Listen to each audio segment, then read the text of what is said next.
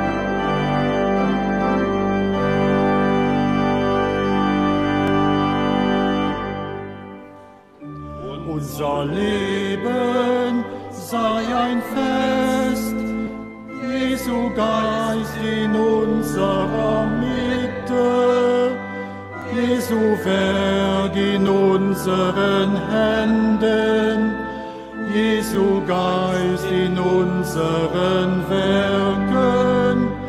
Unser Leben sei ein Fest, in dieser Stunde und jeden Tag. Unser Leben sei ein Fest, Jesu Hand auf unserem Leben, Jesu Licht auf unseren Wegen, Jesu Wort als Quell unserer Freude.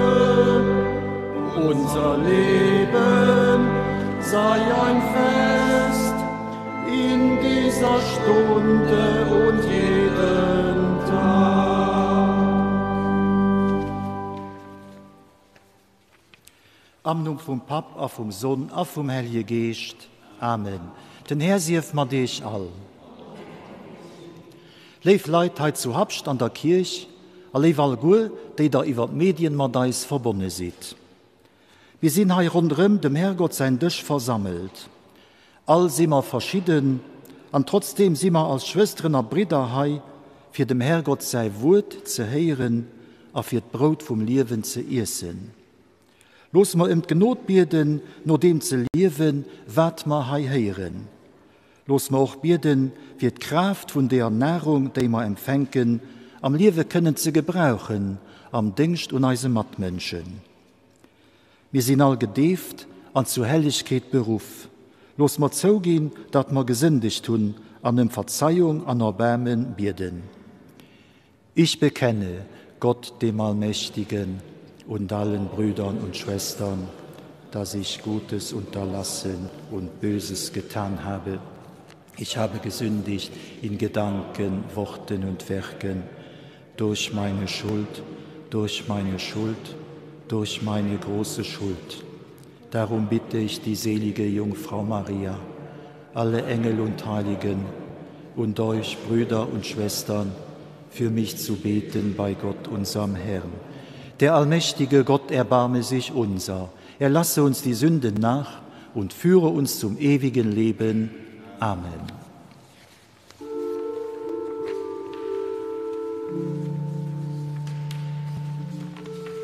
Kyrie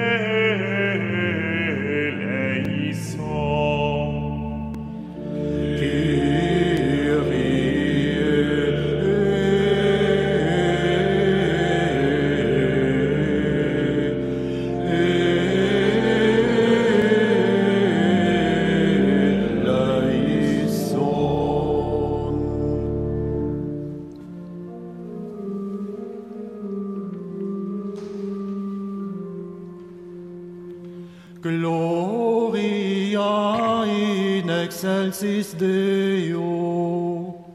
Et in terra pax hominibus bone voluntatis. Laudamus Te. Benedicimus Te. Adoramus Te. Glorificamus Te. Gratias agimus Tibi, opter magnam gloriam Tuam. Domine Deus Rex Celestis, Deus Pater Omnipotens, Domine Filii unigenite, Iesu Christe. Domine Deus Agnus Dei, Filius Patris, Qui tollis peccata mundi, miserere nobis. qui tollis peccata mundi, suscipe deprecationem nostram. Qui sedes ad exera Patris, miserere nobis. Quoniam tu solus sanctus, Tu solus Dominus, tu solus altissimus, Iesu Christe. cum Sancto Spiritu, in gloria Dei,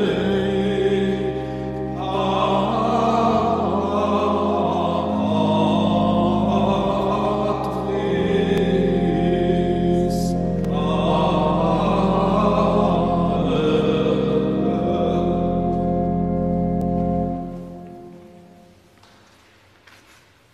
Lasset uns beten. Großer Gott, du offenbarst deine Macht vor allem im Erbarmen und im Verschonen. Darum nimm uns in Gnaden auf, wenn uns auch Schuld belastet. Gib, dass wir unseren Lauf vollenden und zur Herrlichkeit des Himmels gelangen. Darum bitten wir durch Jesus Christus, deinen Sohn, unseren Herrn und Gott, der in der Einheit des Heiligen Geistes mit dir lebt und herrscht in alle Ewigkeit. Amen.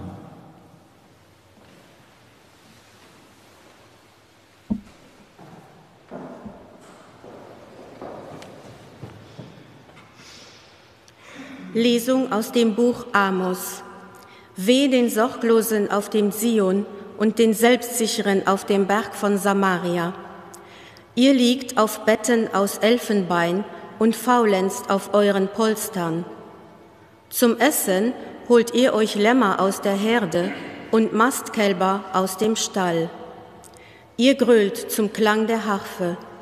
Ihr wollt Musikinstrumente erfinden wie David. Ihr trinkt den Wein aus Opferschalen, ihr salbt euch mit feinsten Ölen, aber über den Untergang Josefs sorgt ihr euch nicht. Darum müssen sie jetzt in die Verbannung, allen Verbannten voran. Das Fest der Faulenzer ist vorbei. Wort des lebendigen Gottes. Dank sei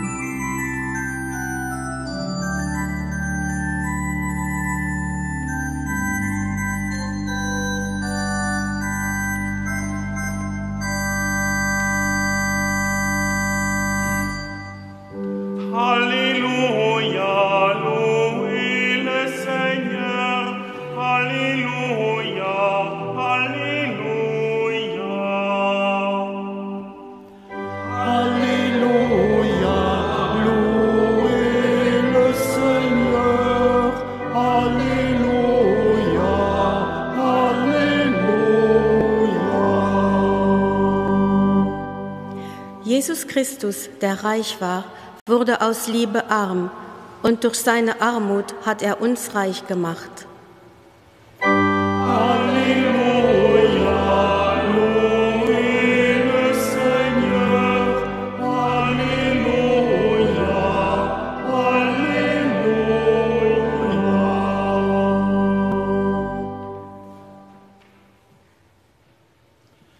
Der Herr sei mit euch.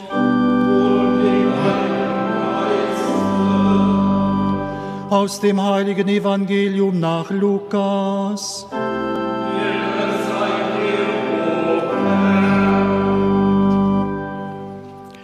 In jener Zeit sprach Jesus zu den Pharisäern: Es war einmal ein reicher Mann, der sich in Purpur und feines Leinen kleidete und Tag für Tag glanzvolle Feste feierte. Vor der Tür des Reichen aber lag ein armer Mann namens Lazarus, dessen Leib voller Geschwüre war. Er hätte gern seinen Hunger mit dem gestillt, was vom Tisch des Reichen herunterfiel.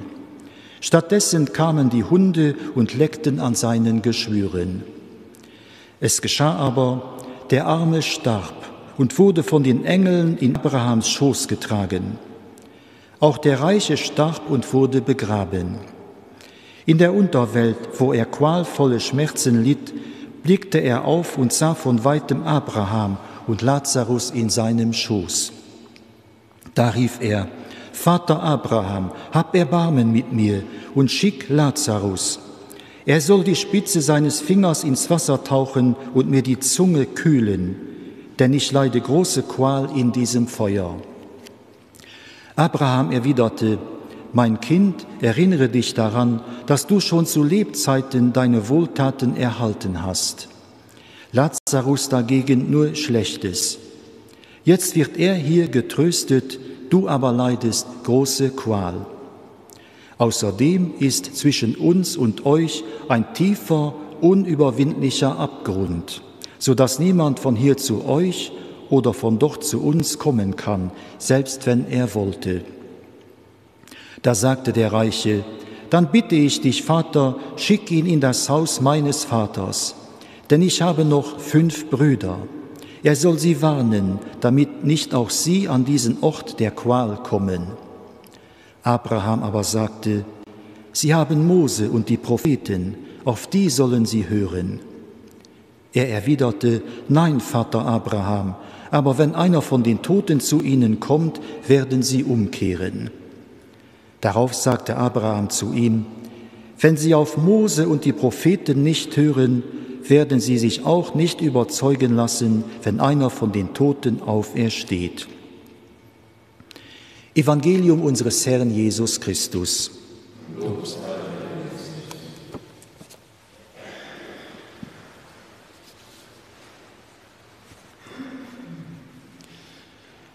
Liebe Schwestern und Brüder, der reiche Prasser an den armen Lazarus, ein Klassiker am Repertoire vom Jesus-Singen Gleichnisser.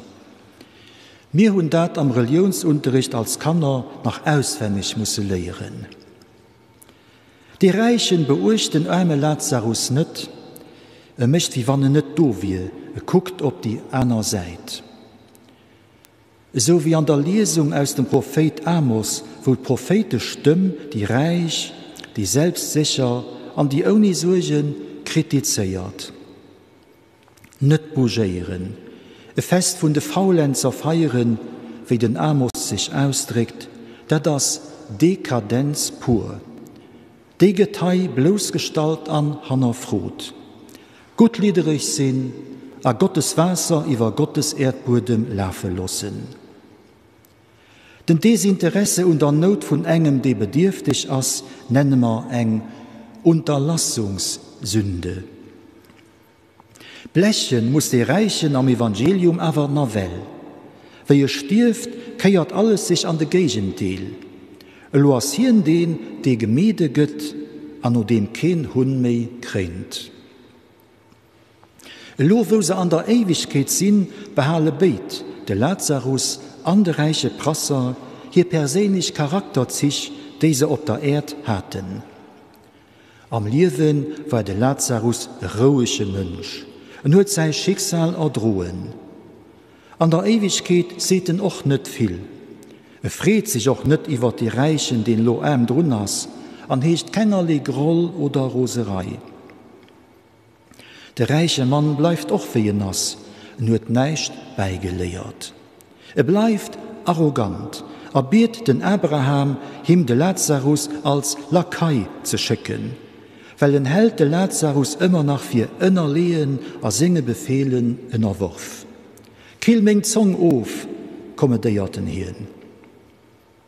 Ironischerweise als Zong vom Reichen, der ihm für drunne so viel Gaumefriede berät hat, lot Quell vor größtem Schmerz.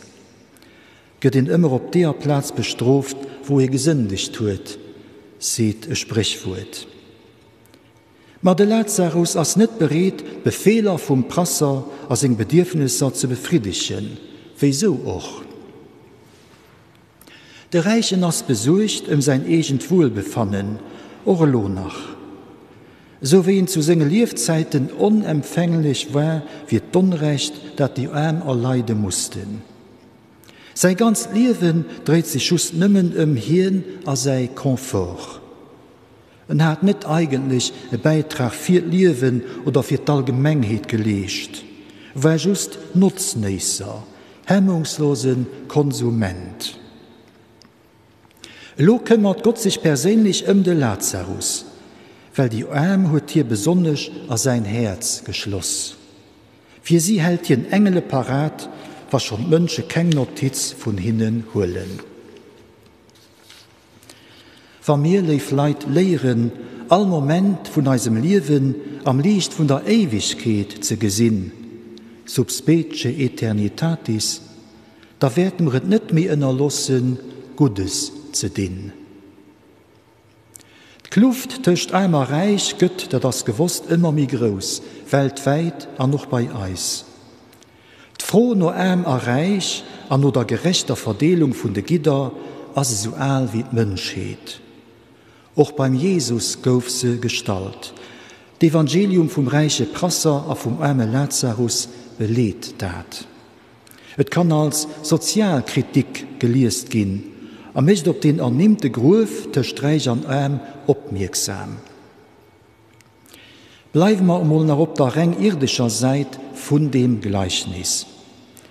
Wann ihr mir genau guckt, dann ist nicht eigentlich der Reichtum das Problem vom reichen Mann, mir das sind vis-à-vis von dem leidenden Mönch vor seiner Dir so blank, so herzlos und ohne Gefühl war.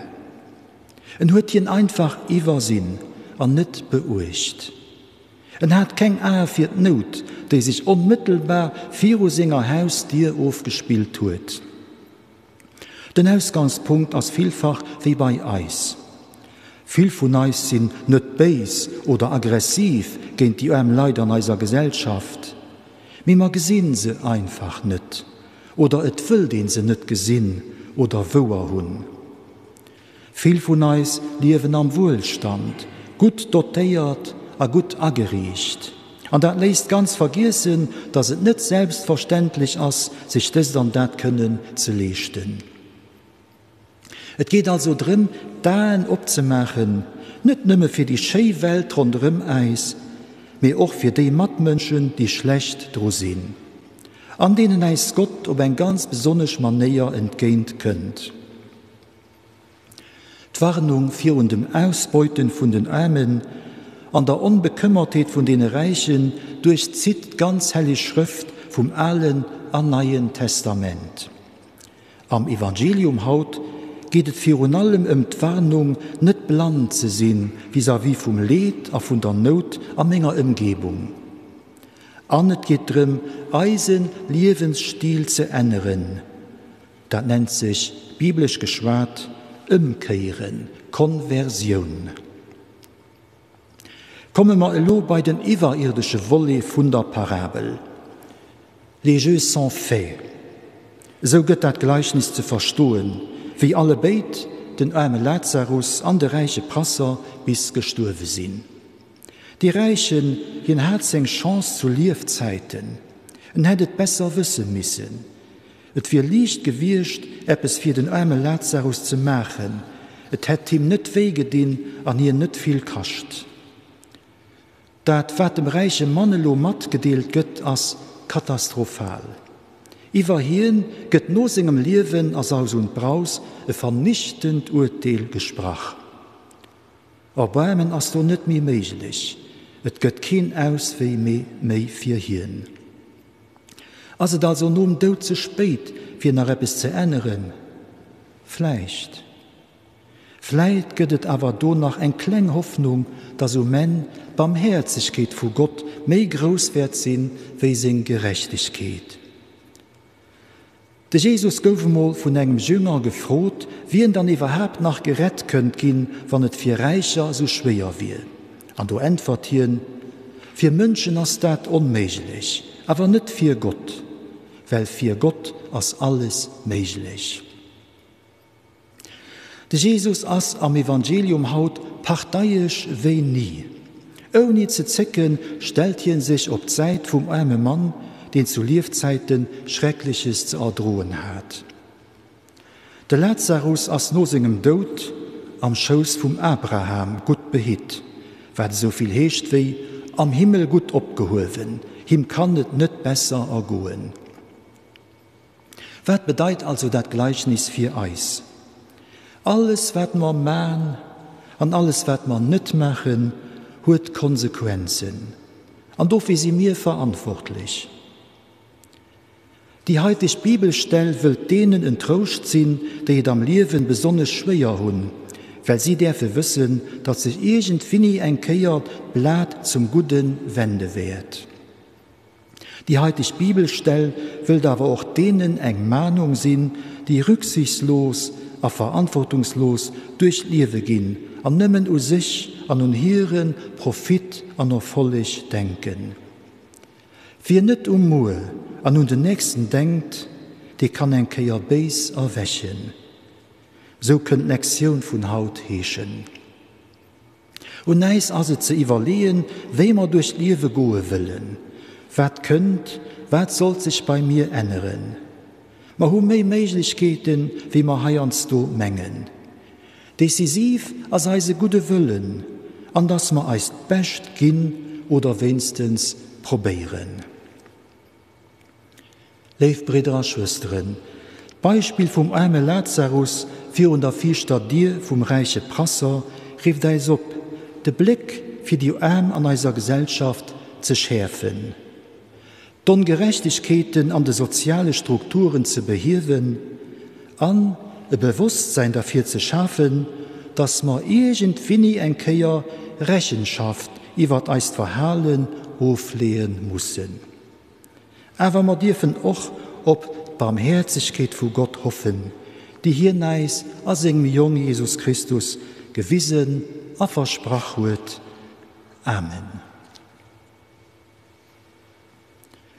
Ich glaube an Gott, den Vater, den Allmächtigen, den Schöpfer des Himmels und der Erde, und an Jesus Christus, seinen eingeborenen Sohn, unseren Herrn, empfangen durch den Heiligen Geist, geboren von der Jungfrau Maria, gelitten unter Pontius Pilatus, gekreuzigt, gestorben und begraben, hinabgestiegen in das Reich des Todes, am 3. Tage auferstanden von den Toten, aufgefahren in den Himmel. Er sitzt zur Rechten Gottes, des allmächtigen Vaters. Von dort wird er kommen, zu richten die Lebenden und die Toten. Ich glaube an den Heiligen Geist, die heilige katholische Kirche, Gemeinschaft der Heiligen, Vergebung der Sünden, Auferstehung der Toten und das ewige Leben. Amen. Firo Jesus Christus dürfen wir als Gebir dafür bringen, weil ihn hat uns aufgefordert, allzeit zu frohen, an am Vertrauen auf Gott nicht not zu lassen. So will man auch lo beten.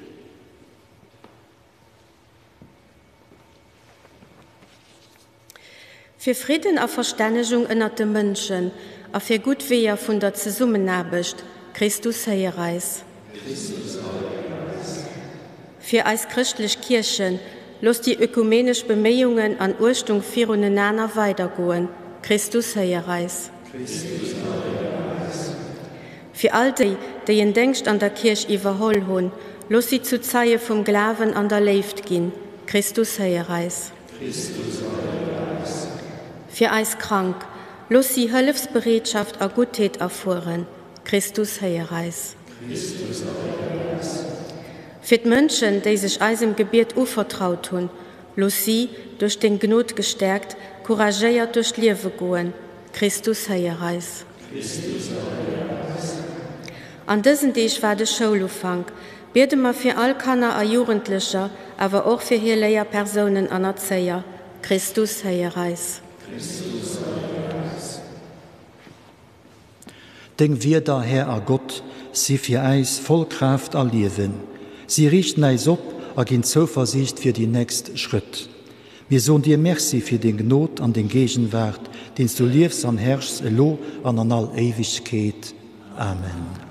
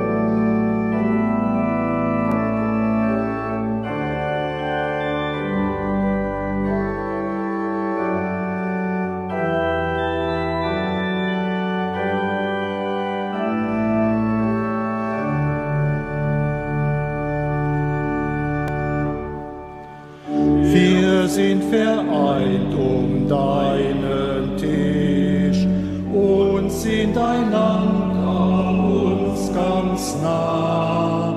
Du bist jetzt mitten unter uns, in Brot und Wein, Herr, bist du da. Danken und teilen, was du, Herr, uns gibst. Du gibst dich selber, weil du die Welt liebst. Danken und teilen, du segnest das Brot und wunderbar wandelst du unsere Not. Lasst uns beten zu Gott, dem allmächtigen Vater, dass er die Gaben der Kirche annehme. Barmherziger Gott, nimm unsere Gaben an und öffne uns in dieser Feier die Quelle, aus der aller Segen strömt. Darum bitten wir durch Christus, unseren Herrn. Amen. Der Herr sei mit euch. Erhebet die Herzen. Lasset uns danken dem Herrn, unserem Gott.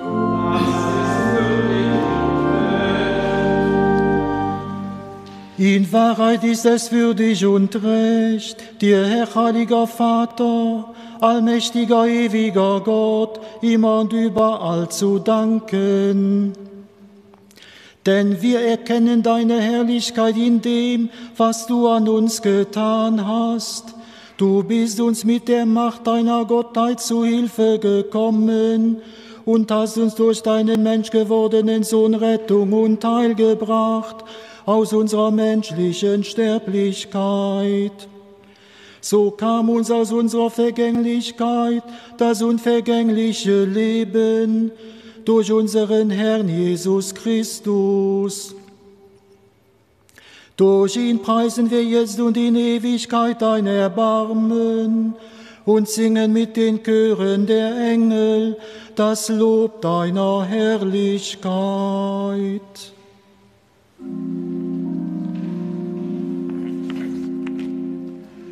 Sanctus, Sanctus, Sanctus Dominus, Deus Sabaoth, plenis und schöni et terra, gloria tua. Hosanna in excelsis, benedictus qui venit in nomine Domini.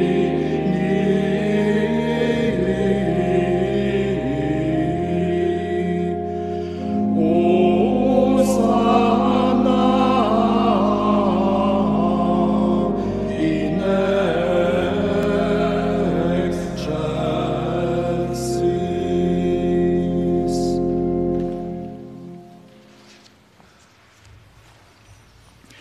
Ja, du bist heilig, großer Gott, du bist der Quell aller Heiligkeit. Darum kommen wir vor dein Angesicht und feiern in Gemeinschaft mit der ganzen Kirche den ersten Tag der Woche als den Tag, an dem Christus von den Toten erstanden ist. Durch ihn, den du zu deiner Rechten erhöht hast, bitten wir dich. Sende deinen Geist auf diese Gaben herab und heilige sie, damit sie uns werden Leib und Blut deines Sohnes, unseres Herrn Jesus Christus. Denn am Abend, an dem er ausgeliefert wurde und sich aus freiem Willen dem Leiden unterwarf, nahm er das Brot und sagte Dank, brach es, reichte es seinen Jüngern und sprach: Nehmet und esset alle davon. Das ist mein Leib, der für euch hingegeben wird.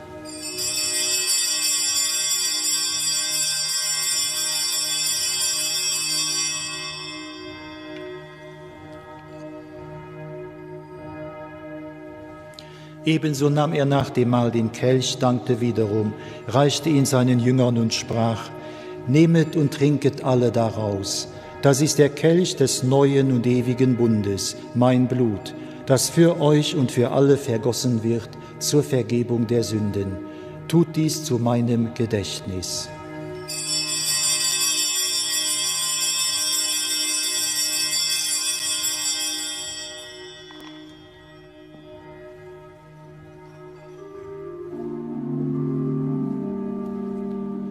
Geheimnis des Glaubens. deinen Tod, o Herr, verkünden wir, und deine Auferstehung preisen wir, bis du kommst in Herrlichkeit. Darum, gütiger Vater, feiern wir das Gedächtnis des Todes und der Auferstehung deines Sohnes und bringen dir so das Brot des Lebens und den Kelch des Heiles dar. Wir danken dir, dass du uns berufen hast, vor dir zu stehen und dir zu dienen. Wir bitten dich, schenke uns Anteil an Christi Leib und Blut und lass uns eins werden durch den Heiligen Geist. Gedenke deiner Kirche auf der ganzen Erde und vollende dein Volk in der Liebe. Vereint mit unserem Papst Franziskus, unserem Bischof Jean-Claude, seinem Weihbischof Leo und allen Bischöfen, unseren Priestern und Diakonen und mit allen, die zum Dienst in der Kirche bestellt sind. Gedenke unserer Brüder und Schwestern, die entschlafen sind, in der Hoffnung, dass sie auferstehen. Wir feiern das Mass für Felici Dostort Elsen, für Georges Bieren, für Pauline Neu, für Jean-Pierre Marcelin Neu-Reiland, für Nicolas Reiland-Schmidt. Stiftung für die Freier Pasteer Joseph Kirsch an Albert Fisch, für die Verstorben von den Familien Müller, Peters, Simon an Wohltäter. Nimm sie und alle, die in deiner Gnade aus dieser Welt geschieden sind, in dein Reich auf, wo sie dich schauen von Angesicht zu Angesicht. Vater, erbarme dich über uns alle, damit uns das ewige Leben zuteil wird. In der Gemeinschaft mit der seligen Jungfrau und Gottesmutter Maria, dem heiligen Josef mit deinen Aposteln und mit allen, die bei dir Gnade gefunden haben von Anbeginn der Welt, dass wir dich loben und preisen durch deinen Sohn Jesus Christus. Durch ihn und mit ihm und in ihm ist dir Gott allmächtiger Vater, in der Einheit des Heiligen Geistes, alle Herrlichkeit und Ehre, jetzt und in Ewigkeit.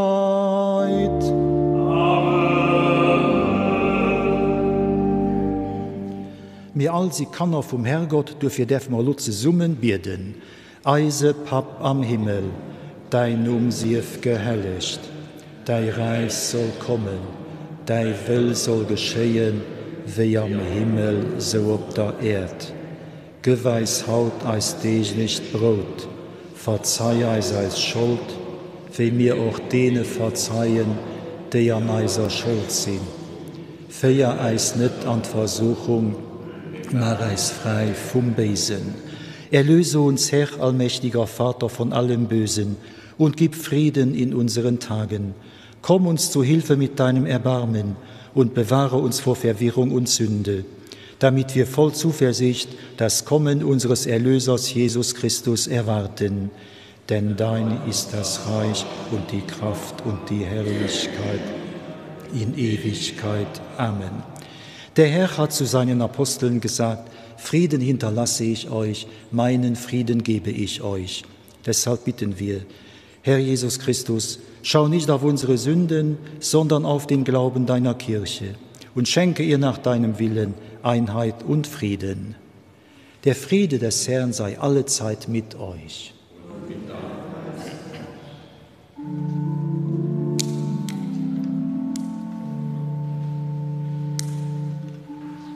Agnus Dei,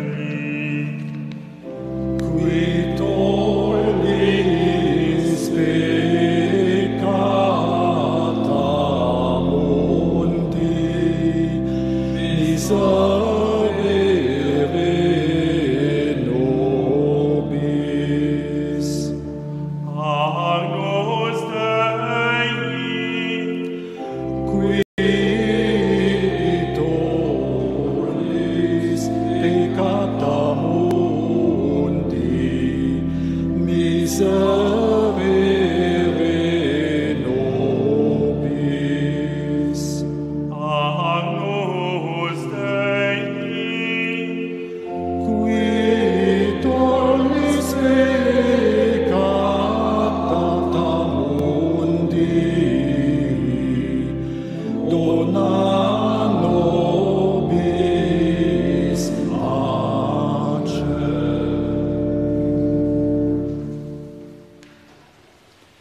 Seht das Lamm Gottes, das hinwegnimmt die Sünde der Welt. Herr, ich bin nicht würdig, dass du eingehst unter mein Dach, aber sprich nur ein Wort, so wird meine Seele gesund. Selig, die zum Tisch des Herrn geladen sind.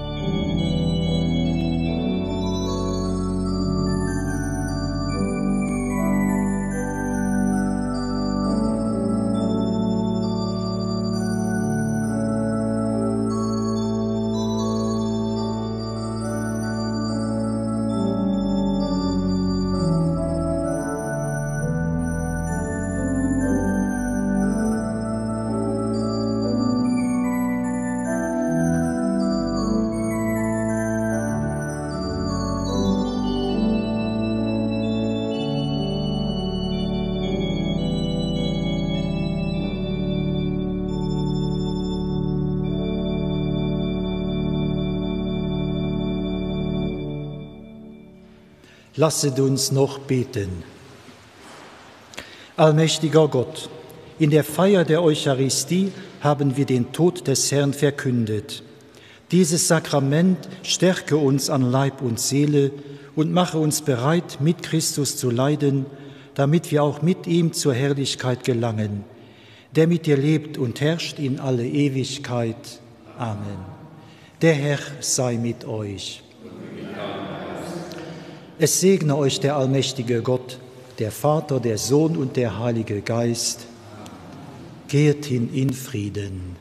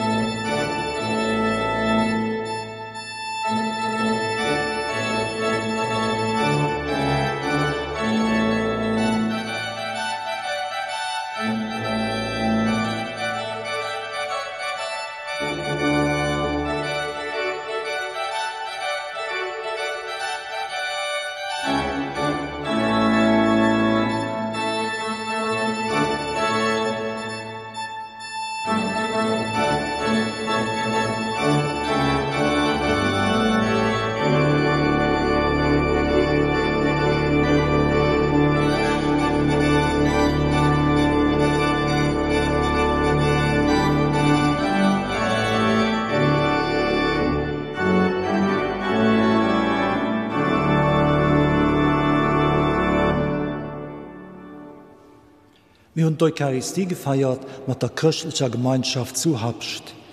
Den nächsten Sonntag über Dromatmas von Fuhren. Und nun schalten wir zurück an den Studio.